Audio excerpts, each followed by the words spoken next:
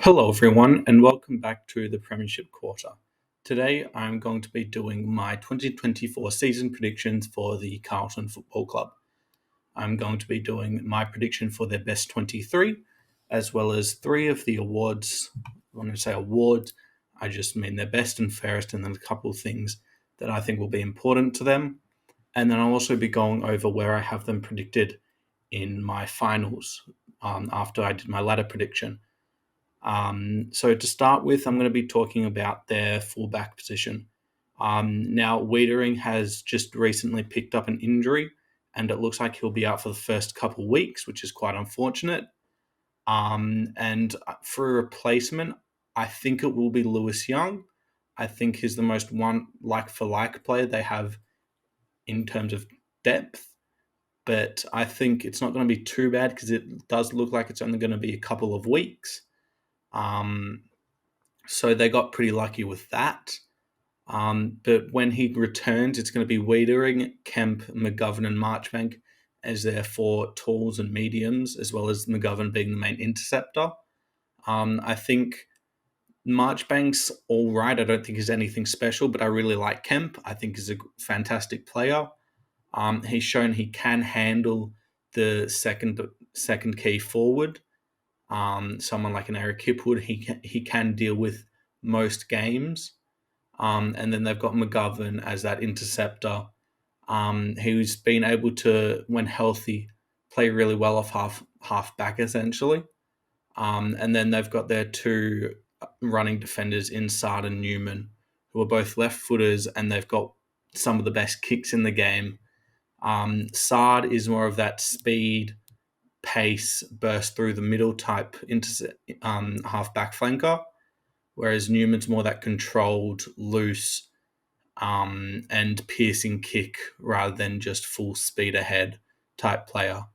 Their two wingmen are a real threat for them. Akers obviously had a great finals period last season. Was arguably their best player in a couple of the games, obviously kicked the winning goal against Melbourne. And then Ollie Hollands is a great young wingman who, if he's able to stay healthy, he'll be able to run every game all day. And it's a real bonus for them to be able to have him in the team. In terms of their forwards now, it's Mackay and Kerno. I don't think there's anything at the back in terms of depth-wise because they did lose Silvani for the season, which is not great. I think Kerno, obviously, one of probably the best forward over the past couple of seasons. And then Mackay just needs to return to the 2021 form that we know he can do. It's just whether he will. Obviously, the kicking's a problem. He just needs to realize it can be a mental problem rather than just a form problem. So if he gets that, if he fixes that problem, it's going to be great for them. I don't think their smalls are a great strength for them. Obviously, Jesse Motlop, highly talented player, but I don't see him kicking more than 2 goals a game ever in his career. I just think with Fogarty and Owies as the other two, more as pressure forwards rather than goal kicking forwards. Fantasia might be getting a few games when healthy. I think it probably will be for Fogarty because Owies provides a bit more of an aerial threat. And then their mediums, Jack Martin, who played great in the finals last season. And he just, again, needs to stay healthy, which is a bit of a recurring theme for Carlton. Now, their midfield, I've gone De Koning over Pinnet. I just think that at their best, Pinnet is more of just a pure inside ruckman rather than an outside, and I don't think he impacts the game, either going back and taking marks or in the forward line. So I think De Koning will be able to take a step forward and help them be a better team. And now their three midfielders, arguably three of the best in the competition, Cripps, Walsh, Chera. I think Chera, if he continues the form that he had at the start of last season, where he was very clearly their best player, outside of Kerno probably, then he can push for a 44-man squad selection. Walsh and Cripps if when they're at their best are in Brownlow caliber players. So it's a real strength for them. And then on their bench, it's Williams, Doherty, Cottrell, and Hewitt. Hewitt's more that un and under tagger midfielder. So if they need to put someone on a Lockie Neal or like a Marcus Bontempelli, then Hewitt can be used. They've got two halfback wingmen in Doherty and Williams. I think if Williams stays healthy, he is in the team, but he can if he isn't, then I think Hollands comes in as that sub, and then Fantasia comes in as well. Doherty can be quite important for them as a rotation piece. He's more than that, but I think he's not better than either of their three midfielders. And at the moment, I don't think he's better than Newman or Sard as a half-back flanker. And obviously, Akers and Hollands had great seasons as wingmen. So we're sort of, if someone's having a bad game, you can plug and play with him. And then Cottrell's just your backup wingman. Now, to go over their best and fairest, I've got Walsh finishing first. I think he has a real shot at winning the Brownlow. So I think he'll have a really good season. I would have Wiedering in my top three if he wasn't going to miss a couple games.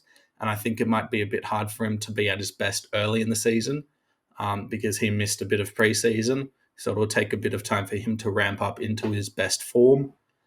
Second, I've got Chera.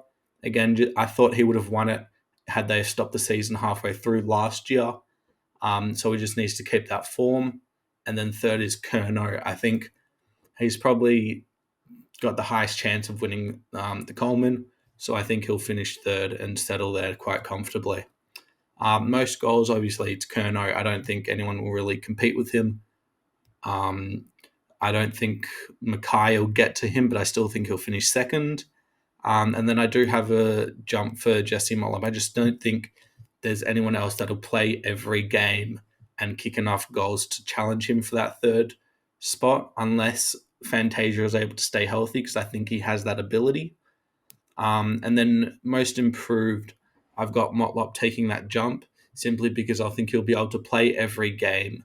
He'll be a good pressure forward and he will be able to kick goals because of the ability of Curnow and Mackay just having so many defenders trying to jump in the air with them.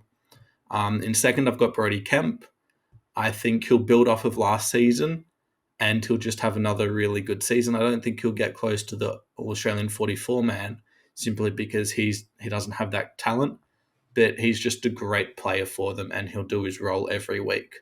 Third, I've got Ollie Hollands. I think you could make an argument for Sam Walsh being their most improved if he does make that Brownlow jump, but we've seen it from him before, so it's more of just him getting back to that rather than actually improving on his best. And I don't think there's anyone else other than maybe De Koning to actually be part of this most improved, which I actually, thinking of it now, I might switch Holland and De Koning because I think De Koning by the end of the season will have locked down that number one position for them. To now talk about their finals, I have them finishing second.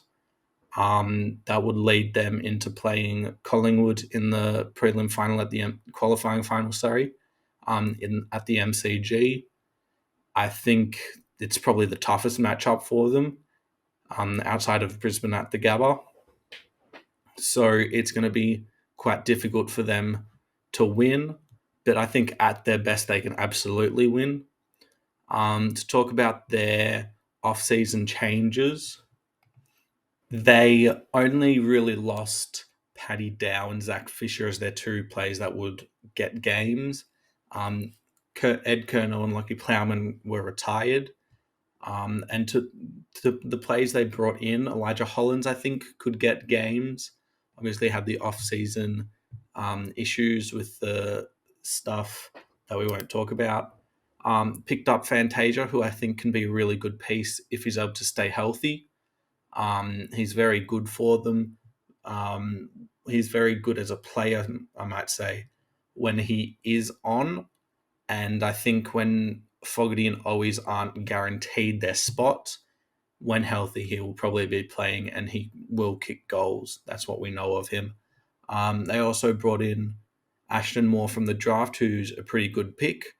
as a future small medium forward, could replace an Owies, or if Fantasia is able to stay healthy, he'll learn from him and take things from his game as well.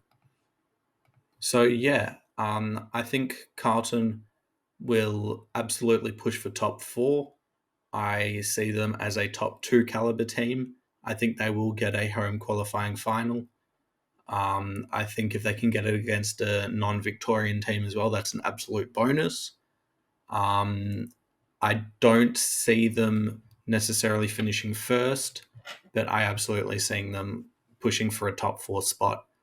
So yeah, that's it. If you enjoyed the video, please like and subscribe.